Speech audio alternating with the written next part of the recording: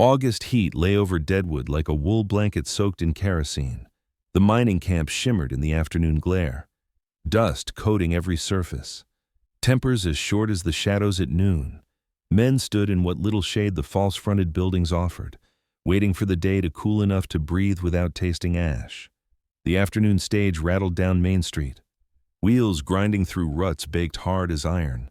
Most folks barely looked up. Stages came and went, but Jonathan Pierce stood outside his assay office, ledger tucked under one arm, and watched the passengers descend.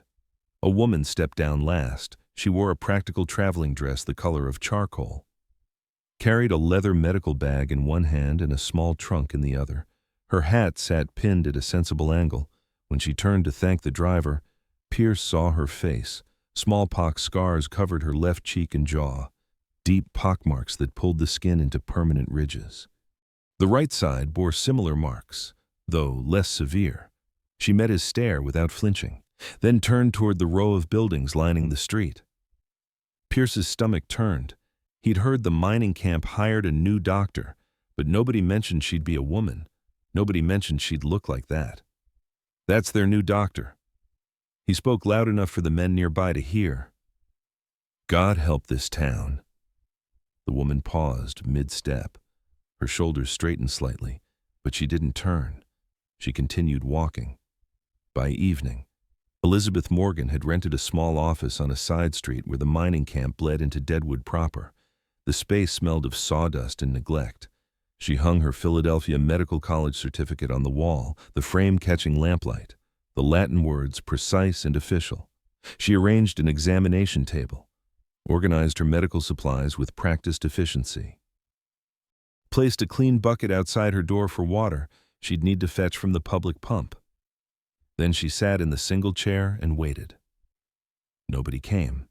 She'd expected resistance. Eastern medical schools had warned their female graduates that the frontier might offer opportunity, but it would demand patience. Women didn't practice medicine, not in the minds of most folks. Add facial disfigurement to that prejudice, and the path narrowed to nearly nothing. Still, she'd hoped. At dusk, she stood at her window looking out over the mining camp. Lamps flickered to life in distant cabins. Somewhere a child cried, the sound carrying on the hot breeze. She touched her left cheek, fingers tracing the familiar topography of scars, then turned away and began preparing for tomorrow. The bucket outside her door remained empty. Catherine Pierce brought her daughter on Tuesday morning. Before the heat could build to unbearable, she knocked softly on Elizabeth's door, then entered without waiting for answer. "Dr. Morgan, I'm Catherine Pierce. This is Sarah." The girl was 7, dark braids tied with blue ribbon, eyes curious and unafraid. Elizabeth smiled and gestured to the examination table. "Hello? Sarah, your mother tells me you've been having headaches." The examination revealed nothing alarming growing pains. Perhaps eye strain from reading by lamplight. Elizabeth recommended reducing evening study, ensuring adequate sleep, more time outdoors in natural light. She spoke directly to Sarah, explaining what she found in terms a child could understand. Catherine watched intently, and asking intelligent questions about symptoms to monitor. When to return for follow-up. This was a test, and Elizabeth understood. A wealthy woman didn't bring her child to an unknown physician without purpose. "Thank you, Dr. Morgan." Catherine counted coins onto the desk. "You're very thorough." "I try to be." The door crashed open. Jonathan Pierce filled the frame, his face dark with fury. "What in God's name do you think you're doing?" Catherine stood. "Jonathan, I asked you a question." He pointed at Elizabeth. "What gives you the right to put your hands on my daughter?" Elizabeth kept her voice level. "Mrs. Pierce brought Sarah for consultation regarding headaches. I performed a standard examination and provided you performed nothing." Pierce advanced into the room. "You're not a real doctor. You're a woman playing dress-up with a certificate bought from some backwater school that'll sell diplomas to anyone with cash. Philadelphia Medical College is among the finest. I don't care if the Pope himself signed your papers." His voice dropped. "Became more dangerous. Look at yourself. You couldn't even protect yourself from disease. Those scars tell me everything I need to know about your competence." The words landed like physical blows. Elizabeth's hands tightened on the edge of her desk, but she held his gaze. "Mr. Pierce? I understand change makes people uncomfortable, but my credentials are legitimate. My training was rigorous. And your daughter? We'll never see you again." He turned to Catherine. "We're leaving. Now." Outside, a crowd had gathered. Pierce took Sarah's hand and stepped into the street, his voice carrying. "This town needs a real physician. I'm wiring Denver today. We'll have a proper doctor here within the week, someone qualified, someone presentable, someone we can trust with our families' lives." Elizabeth stood in her doorway, watching the crowd watch her. Some faces showed curiosity, others discomfort. Most reflected agreement with Pierce's assessment. A woman doctor with a disfigured face, it seemed wrong somehow. Unnatural. Catherine met Elizabeth's eyes briefly, something like apology flickering there, before her husband steered her away. That evening, Dr. Marcus Whitmore arrived on the express stage from Denver. Pierce arranged a welcome dinner at the Grand Hotel, making pointed toasts to proper medicine returning to Deadwood. Lamplight glowed golden in the hotel windows. Across the street, Elizabeth sat in darkness, watching the celebration through her office window. The mining camp children came at odd hours, brought by mothers who couldn't afford Whitmore's fees or didn't feel welcome in his well-appointed office. Elizabeth treated a miner's son with an infected wound, teaching the mother proper cleaning techniques, accepting payment of 6 eggs and a promise to mend Elizabeth's torn shirtwaist. She saw a laundress's daughter with persistent fever, diagnosed and treated ear infection before it could spread, took a loaf of fresh bread in trade. Word spread quietly among those Pierce's world overlooked. The lady doctor with the scarred face charged fair, worked careful, and didn't make you feel small for being poor. Elizabeth established routines, morning rounds to the sickest patients, afternoons in her office for walk-ins, evenings updating patient notes by lamplight. Planning next day's visits, she taught basic hygiene, demonstrated proper wound care, vaccinated against smallpox using vaccine she purchased with her own dwindling funds. The bucket outside her door began filling with water. Grateful mothers brought it, saving her the walk to the pump. Small acknowledgement, but acknowledgement nonetheless. She observed Whitmore from a distance. He kept regular office hours for Deadwood's wealthy families, charged New York prices, maintained proper professional distance, but troubling details accumulated. He drank whiskey at lunch, sometimes heavily. He missed morning appointments. His patients seemed satisfied with his bedside manner. But Elizabeth wondered about the actual medicine being practiced. None of her business, really. She had enough work among those who wanted her help. Late August brought unusual illness patterns. 3 children with similar symptoms: vomiting, lethargy, mild fever, all recovering within days, but the clustering bothered her. She'd learned in Philadelphia to watch for patterns, to recognize when individual cases suggested broader threats. She wrote a letter to the territorial health officer, recommending increased epidemic preparedness. Autumn would bring closer quarters, children back in school, perfect conditions for contagion spread. The letter went unanswered. On the hill above Deadwood, Pierce's mansion blazed with lamplight most evenings. Sometimes Elizabeth could hear piano music drifting down, laughter from dinner parties, the sounds of a people certain in their safety. She turned back to her medical journals, studying the latest information on childhood diseases, preparing for threats she hoped wouldn't come, but suspected would. The first case appeared on September 3rd, a 3-year-old girl in the mining camp, daughter of a widow who worked 14-hour days at the stamp mill. High fever, characteristic rash spreading from chest to limbs, throat inflamed and painful. Elizabeth recognized scarlet fever immediately.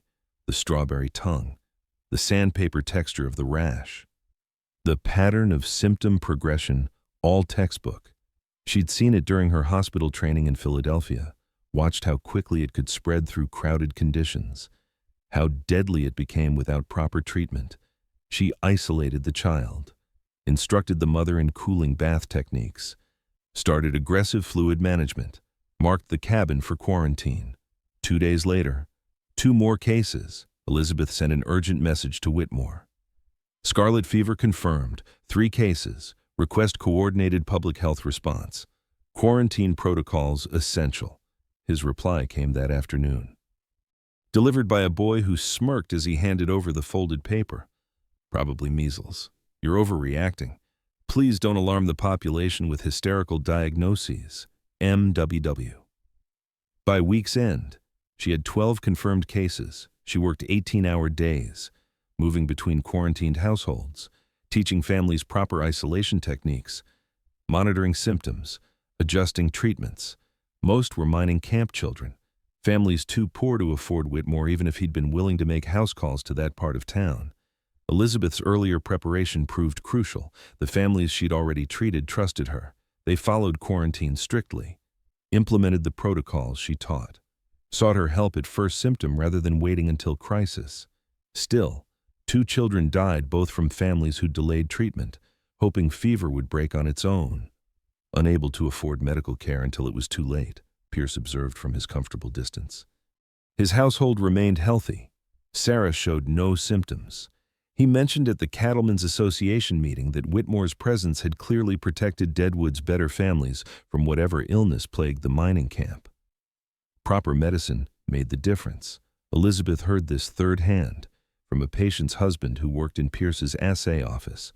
She said nothing, just returned to her 17th patient, a 4-year-old boy whose fever had spiked to dangerous levels. Past midnight, she collapsed into her office chair, too exhausted to walk the 3 blocks to her rented room. 12 cases, 2 deaths, and the pattern suggested more coming. She closed her eyes and tried not to think about the Philadelphia hospital, about how quickly scarlet fever had swept through the children's ward, about the sound of small coffins being carried out. The fever jumped to Deadwood proper on September 14th.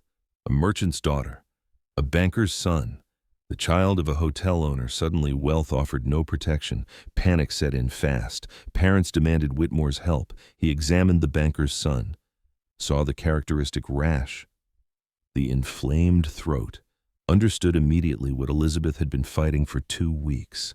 That night, he packed his bags. Pierce found the note the next morning, slipped under his office door. Cannot risk exposure to fatal contagion. Recommend families seek care elsewhere. Respectfully, Marcus Whitmore, M.D. Pierce stood in Whitmore's abandoned office, the note trembling in his hand. The room still smelled of expensive tobacco and whiskey. Medical texts lined the shelves, untouched, and spines uncracked. The examination table looked barely used. The real doctor had run. The woman with the scarred face was still here, treating 17 patients. Losing sleep and probably weight, working for eggs and bread and whatever desperate families could scrape together. Pierce's worldview cracked. Not shattered, not yet, but the first real fracture appeared. He sat heavily in Whitmore's chair, surrounded by the trappings of proper medicine, and tried to understand what he was feeling. Down in the mining camp, Elizabeth learned of Whitmore's departure from a patient's mother. She was changing cooling water for a child's fever bath, her hands steady despite exhaustion. Good riddance, the woman said. We got you. That's all that matters. Elizabeth didn't respond. She had no energy for vindication. No time for triumph. 17 patients needed her. 3 more probable cases reported that morning, and somewhere in the back of her mind, a memory surfaced 16 years old, kneeling beside her mother's bed in Philadelphia, watching smallpox destroy the woman who'd raised her. Her mother had died on a Thursday. Her father followed on Saturday. Elizabeth had buried them both, then reported for her first day of medical school the following Monday, her face already showing the first pockmarks, her calling already crystallized from grief into purpose. She finished the cooling bath, checked the child's temperature, made porcinic notes for the next treatment cycle. Outside her office, the bucket overflowed with water brought by grateful hands. More than one person needed, more than she could use. The community was trying to tell her something. Sarah Pierce's fever started after supper, subtle at first, dismissed as too much excitement from the day. By bedtime, her skin burned hot enough that Catherine felt the heat through Sarah's nightgown. By midnight, the rash had appeared. Catherine recognized it immediately. She'd seen enough cases now, heard enough descriptions, the characteristic pattern, the sandpaper texture. The inflamed throat, scarlet fever had come for her daughter. "Jonathan?" She shook her husband awake. "Sarah's sick." He came fully alert, followed Catherine to their daughter's room. Sarah lay tangled in sweat-soaked sheets, whimpering in her sleep. Pierce felt her forehead and his hand jerked back. "Get the doctor." "Which doctor?" Catherine's voice was steady, but her eyes held challenge. "The one who fled, or the one you publicly humiliated. We'll take her to Rapid City. There's a hospital." "She's burning up now. Jonathan, she can't travel. You know what this is." He stared at his daughter, watching her chest rise and fall too quickly, hearing the rasp in her breathing. His mind raced through options and alternatives. Anything except the one solution Catherine was suggesting. "I'll find another doctor. There must be someone in lead. Or, there's no time." Catherine stood. "I'm fetching Dr. Morgan." "Like hell you are." She met his eyes with a look he'd never seen before, not anger exactly, but something colder and more final. "Our daughter is dying. You can stand here clutching your pride, or you can save her life. Choose now." Pierce blocked the doorway. "I won't have that woman in my house." "Then I'll take Sarah to her office." Catherine began wrapping their daughter in blankets. "And when I come back, your things will be on the porch." "You can't." "Watch me." She would do it. Pierce saw that clearly. His wife would leave him, would choose their daughter over their marriage, over his authority, over everything he thought he controlled. Catherine brushed past him. Sarah bundled in her arms. She made it as far as the front hall before Pierce spoke. "Wait." She stopped but didn't turn. I'll go get her." "No." Catherine's voice was flat. "You'll stand aside. I'll bring her here, and you'll be civil. Or so help me God. Jonathan, you'll lose more than pride tonight." She walked out into the September darkness. Elizabeth answered her door to find Catherine Pierce on her knees, the child barely conscious in her arms. "Please," Catherine was crying. "I know what my husband said. I know what he did to you, but my daughter is dying." Elizabeth was already reaching for her medical bag. "Let's go." At the Pierce mansion, Jonathan stood in the doorway, lamplight behind him, blocking entrance. Elizabeth stopped on the bottom step, medical bag in hand, and looked at him steadily. "Mr. Pierce, I'm here for Sarah, not for you. Not for apology or acknowledgement, for your daughter. Now step aside or explain to your wife why you chose pride over your child's life."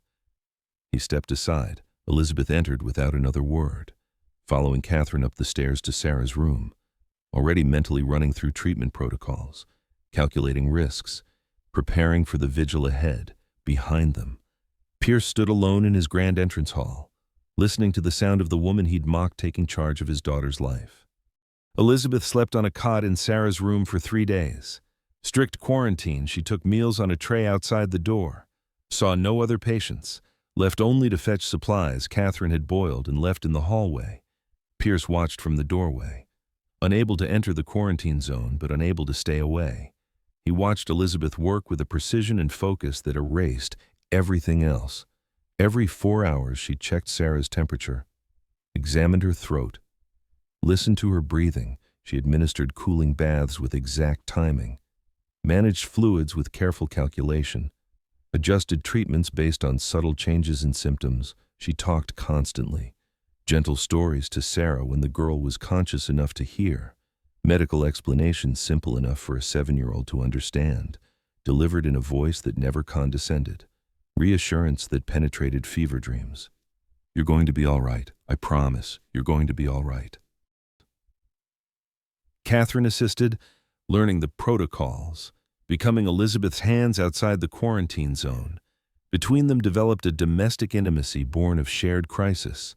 2 women fighting for a child's life while the man of the house could only watch. On the second night, Pierce brought questions. "Where did you train?"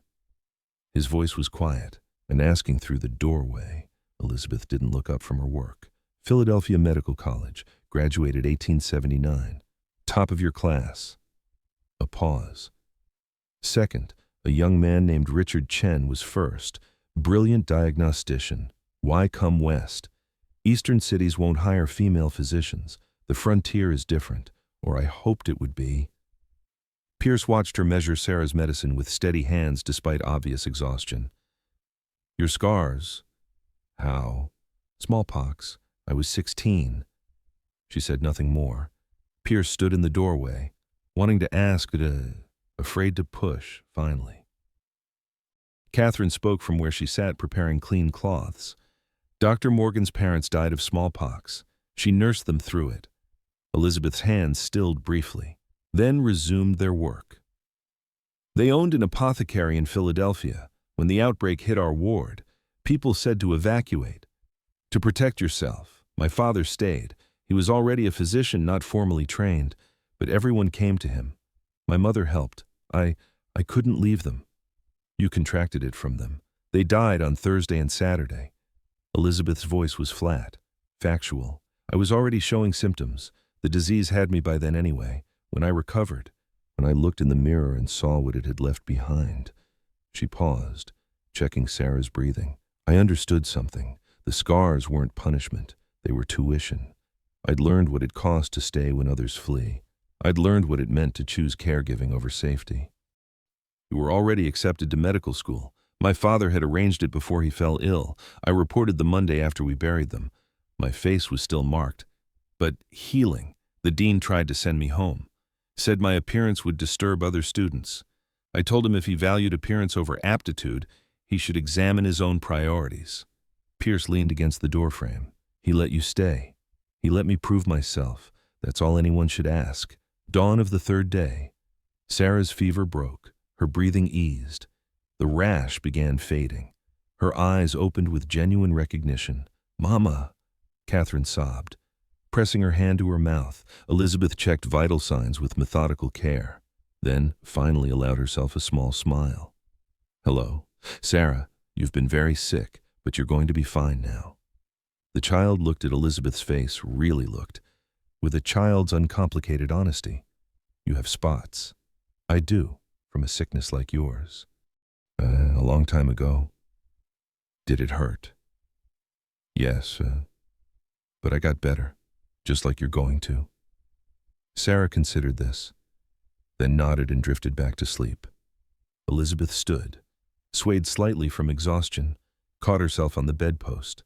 Catherine was there immediately, steadying her. When did you last sleep more than an hour? I'm fine. You're leaving this room, eating a proper meal, and sleeping in a real bed. I'll watch her. Mrs. Pierce. You saved my daughter's life.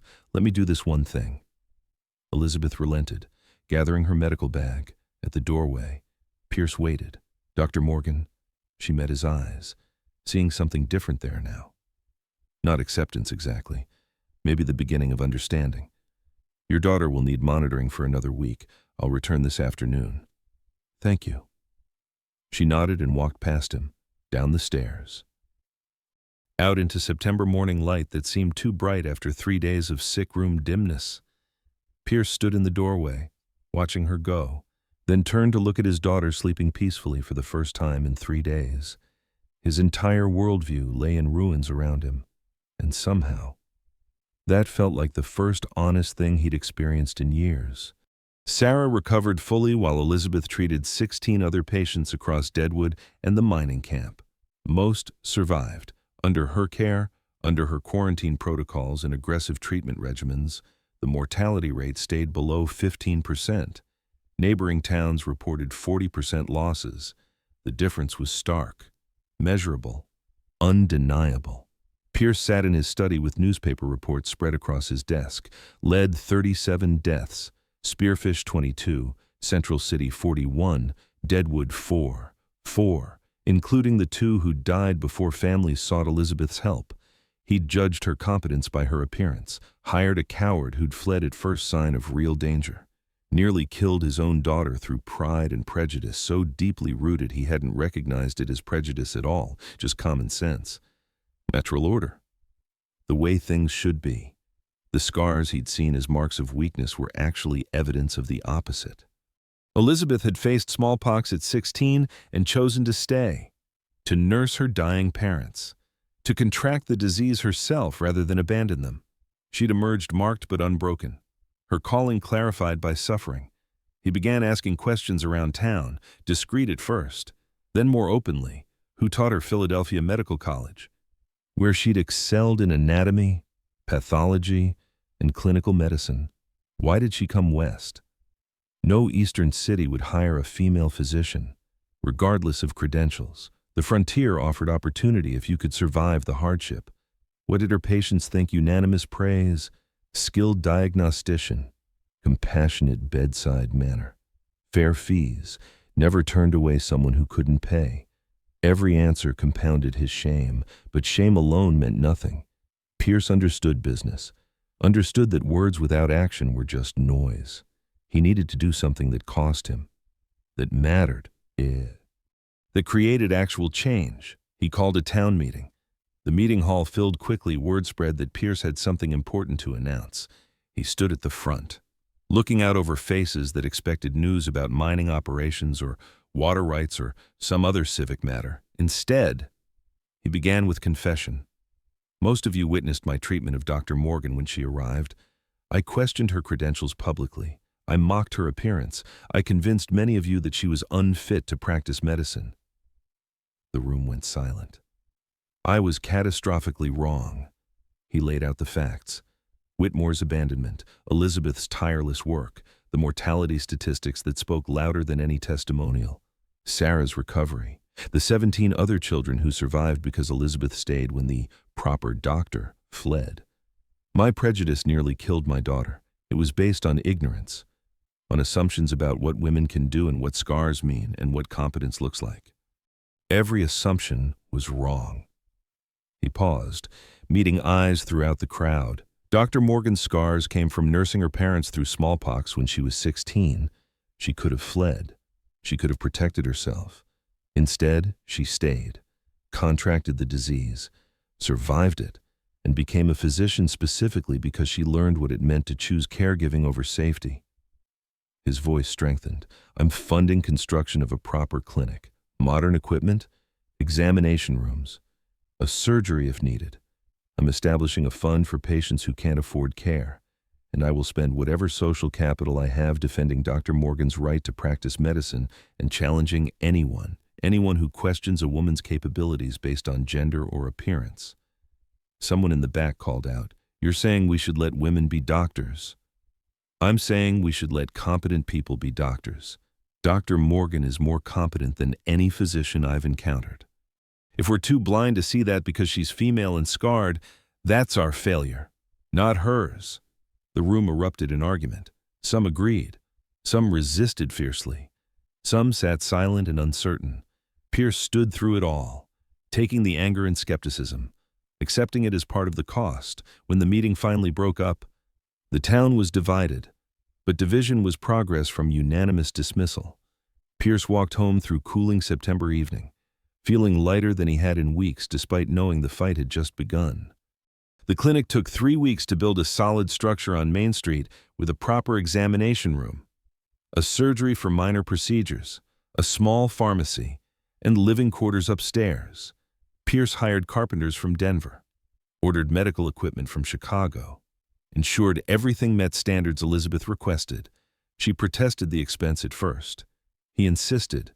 This was Deadwood's clinic, he explained, though they both knew it was his penance made public. On dedication day, October 7th, autumn wind swept down from the Black Hills carrying the first hint of winter. Elizabeth stood outside the clinic, Philadelphia Medical College certificate visible through the front window, and looked at what this town had become, not transformed completely. Some families still refused her care, still believed women shouldn't practice medicine, still saw her scars as evidence of unfitness. But enough had changed. Enough doors had opened. Pierce approached carrying a brass plaque. "For the door, if you approve." She read it, "Deadwood Public Clinic, Elizabeth Morgan, M.D., physician." "It's perfect." He positioned it carefully, then stepped back to study the building. His eyes moved to Elizabeth's face, the scars he'd once recoiled from, the marks he'd judged her by. Now he saw something different, a map of courage, evidence of a 16-year-old girl choosing love over safety, compassion over self-preservation, the cost of a calling earned through the worst kind of suffering. I've been thinking, he said quietly, about what it means to truly see someone. Elizabeth waited. I looked at your face that first day and saw only damage.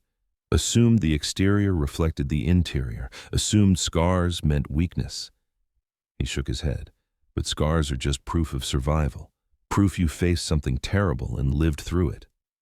They're that, Elizabeth agreed. They're also reminders. Every morning I look in the mirror and remember what I chose, who I chose to be. The bucket outside the clinic door overflowed with water brought by grateful families. Children played in the street, healthy and loud, through the window. The examination room waited, ready for afternoon patients. Elizabeth met Pierce's eyes. She nodded once acknowledgement without absolution, recognition without forgiveness. Some wounds took longer to heal than 3 weeks. Then she turned and entered the clinic, already reviewing notes for her first scheduled patient. A miner's daughter needing follow-up on a healing infection. Pierce watched through the window as she moved around the examination room with quiet competence, hanging her stethoscope and organizing instruments, preparing for work that would never make her wealthy or famous, but would save lives the world would never count. He understood now what he'd been too blind to see before. The scars didn't diminish her. They defined her. They were the price she'd paid for the right to practice medicine, not as career, but as calling. And Deadwood was better for having her, scars and all. He walked away, leaving her to her work, committed now to spending whatever time remained ensuring others could see what had taken him a child's near death to recognize. The afternoon sun broke through clouds, washing Main Street in golden light. Somewhere in the mining camp, a mother called her children home for supper. The wind carried the smell of coming rain, the promise of seasons changing, the endless cycle of sickness and healing that was the frontier's rhythm. Elizabeth Morgan hung her certificate in the window where sunlight made the Latin words glow, then turned to greet her first patient, ready for whatever came next.